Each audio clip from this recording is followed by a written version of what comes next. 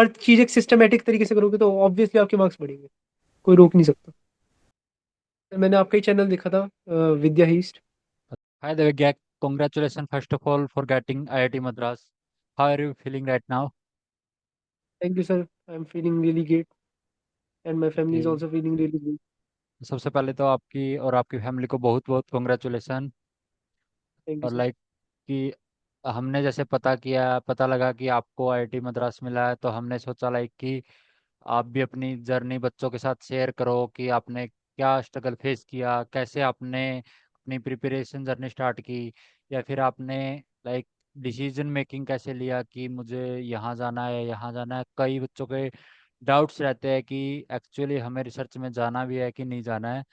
तो आप थोड़ा इस पे शेयर करो कि आपकी प्रिपरेशन जर्नी कैसी थी, ये सब। एक्चुअली मेरी जो प्रिपरेशन जर्नी थी वो काफ़ी डिफिकल्ट डिफरेंट थी, और वो काफ़ी डिफरेंट थी और बच्चों से। I started out at age a PCB student in class 11th। और सर नाइस। मैंने फिर 11th 12th अपनी पीसीबी की थी। नीट का मैं एक नीट एस्पिरेंट था, मतलब एक तरह से। और मैंने नीट का पेपर दिया था। मेरे 561 मार्क्स आए थे पिछले साल। नाइस। और सर मैंने उस साल जेई मेंस भी दिया था, क्योंकि काफ़ी नीट के बच्चे मेरा काफ़ी दोस्त दे भी रहे थे जेई मेंस। तो उसमें भी 97.74% आई थी, हाँ like with thirty five NEET वाले थाउजेंड तो जेई दे लेते हैं ना। हाँ वही। तो मेरी 35,000 रैंक आई थी उसमें। तो नाइस। फिर मैंने नीट परस्यू करने, मतलब सॉरी जेई परस्यू करने की सोची मैंने।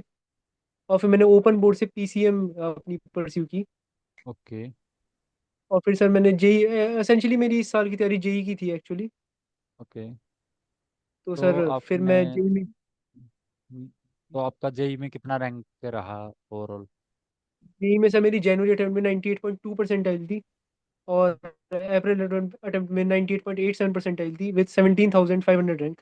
और नाइस, क्योंकि इन जनरल बच्चों की अप्रैल अटेम्प्ट में बढ़ती नहीं है, बट आपकी बढ़िया है, बहुत अच्छी बात है, कॉन्ग्रेचुलेशन। और जी लाइक सर। आपने ऐसा कैसे चुना कि मेजोरिटी बच्चे प्लेसमेंट के रिगार्डिंग या फिर बहुत सारी चीज़ों के रिगार्डिंग लेके सोचते हैं कि हमें बीटेक में जाना है, रिसर्च में नहीं जाना, तो आपने कैसे डिसाइड किया कि मेरे लिए तो बीटेक में नहीं जाना, मुझे तो रिसर्च में ही जाना है? Like how you decide that? Sir मुझे पिछले साल भी आइजर जाना था जब मैंने पीसीबी अपनी छोड़ी। पर अच्छा। तब मेरे पेरेंट्स को ये समझ में नहीं आता था आइजर वगैरह का, तो उन्होंने मुझे अलाउ नहीं किया। पर अब वे काफ़ी मतलब मैच्योर हो गए टाइम के साथ, इन चीज़ों को लेके। हाँ तो इसलिए लाइक आपने पिछले बार काफ़ी भी ज़्यादा। आइजर दिया था? नहीं दिया नहीं था मैंने, वो ओके उन्होंने देने ओके। नहीं दिया था एक्चुअली। ओके। पर अब मेरे टाइम के साथ उन्होंने देखा कि इनमें भी बहुत स्कोप है। तो हाँ। फिर उन्होंने मुझे देने दिया, और फिर I scored online like six hundred बहुत थ्री सारे लोग सिर्फ प्लेसमेंट के रिगार्डिंग उनको छोड़ देते हैं, but there is a huge scope in like research. तो बहुत अच्छा आपने रिसर्च चुना। और आप अपने जूनियर्स को क्या कहना चाहते हैं कि कैसे प्रिपरेशन करी? आपको प्रिपरेशन में क्या स्ट्रगल आया? लाइक जब एक बच्चा 10th के बाद चालू करता है तो उसको बहुत दिक्कतें आती हैं, पर्टिकुलर सब्जेक्ट्स में भी। कैसे आपने सब मैनेज किया, टाइम कैसे मैनेज किया, स्कूल था कि आपका नहीं, लाइक सब आप एक मेरा बार स्कूल ऑन डिस्कस। अटेंडिंग था, डमी स्कूल था मतलब मेरा। अच्छा, आपका डमी स्कूल था। आप कहाँ पढ़ाई कर रहे थे? मुजफ्फरनगर में ही मैं तैयारी कर रहा था, जो मेरा शहर है अच्छा, उत्तर आप प्रदेश में। उत्तर प्रदेश मुजफ्फरनगर से हैं। नाइस। बिल्कुल। तो आप वहीं तैयारी कर रहे थे? बिल्कुल। कहाँ से, लाइक कौन से इंस्टीट्यूट से? 11 12th में मैंने एक लोकल इंस्टीट्यूट था हमारे यहाँ, उससे तैयारी अच्छा। की थी। अच्छा, और बहुत फिर मैंने अच्छा अपने बात। ड्रॉप ईयर में हमारे शहर में ही रेजोनेंस का अच्छा इंस्टीट्यूट है, अच्छा अच्छा, बहुत उससे मैंने बढ़िया तैयारी बहुत की। बढ़िया। तो क्या क्या स्ट्रगल आपको शुरू में फेस करने पड़े जो कि बच्चे इन जनरल करते हैं? कुछ बच्चे बीच में छोड़ भी देते हैं कि हमसे तो ये नहीं हो रहा, लाइक उनको आप क्या कहना चाहेंगे कि?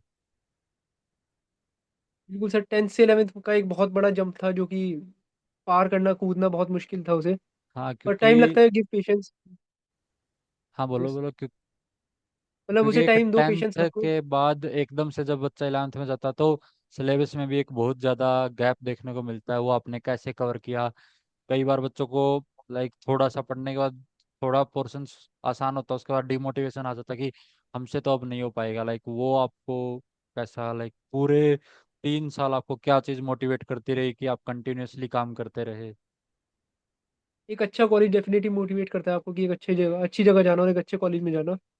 तो और तैयारी करते टाइम क्या सोचते थे कि उस दिन मैं यहाँ जाऊँगा या मैं वहाँ बैठ के पढ़ रहा होगा? अपने क्या पेरेंट्स को क्या मन प्राउड में कर आता था? अपने पेरेंट्स और टीचर्स को प्राउड करना, अपना देखना, बहुत बड़ी एक मोटिवेशन रहती है सब बच्चों के लिए शायद। हाँ। और सर 10th से 11th का जंप ऐसे करना है आपको, मतलब पेशेंस रखना है बेसिकली, क्योंकि सबके साथ ही दिक्कत आती है, कैलकुलेशन बहुत लंबी होती है, 10th में नहीं होती इतनी, कंसेप्ट बहुत भारी होता है 10th से। तो पेशेंस रखो, टाइम दो चीज़ों को, और हो जाता है। छोड़ने वाली बात तो है, छोड़ देते हैं बच्चे क्योंकि डिमोटिवेट हो जाते हैं, क्योंकि वो सबके लिए नहीं हो, मतलब सब उसे कोप अप नहीं कर पाते। पर वो हाँ, पेशेंस के साथ, अगर आप पेशेंस रखोगे, थोड़ी हार्ड, आपको थोड़ी हार्डशिप लेने की आदत होनी चाहिए, कि इम्ब्रेस करना है एक तरह से हार्डनेस, हार्डशिप को। वही लाइक आपको हर चीज चैलेंज की तरह लेनी है कि मुझे तो ये करना ही है, और बिल्कुल कोशिश करोगे तो जरूर होगा। बहुत अच्छी बात है ये। बिल्कुल।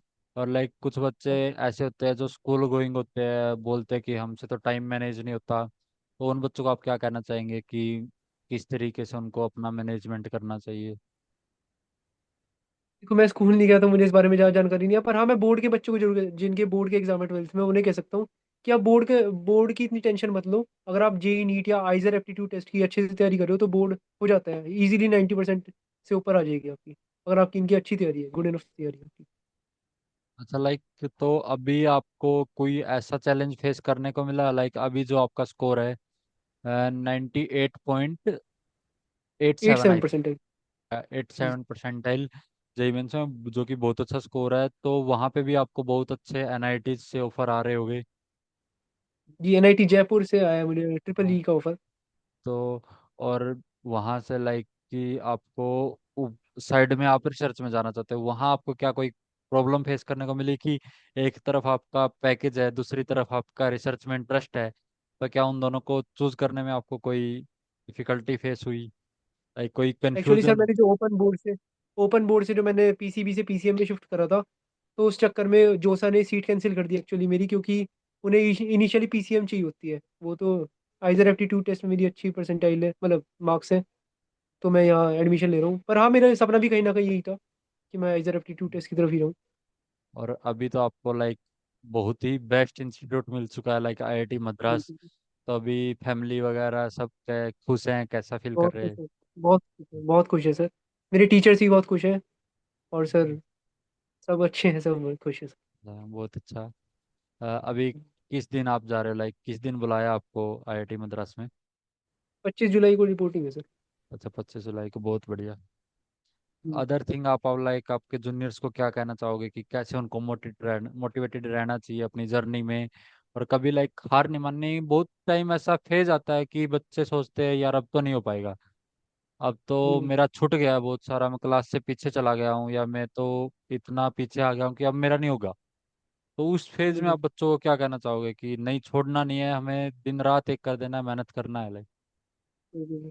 तो जैसे मेरा ड्रॉप ईयर था, वो एक तो मेंटली काफ़ी डिफिकल्ट डिसीजन रहता है वो, और वो तो मेरे टीचर्स अच्छे थे तो इसलिए थोड़ा कम हो गया वो प्रेशर।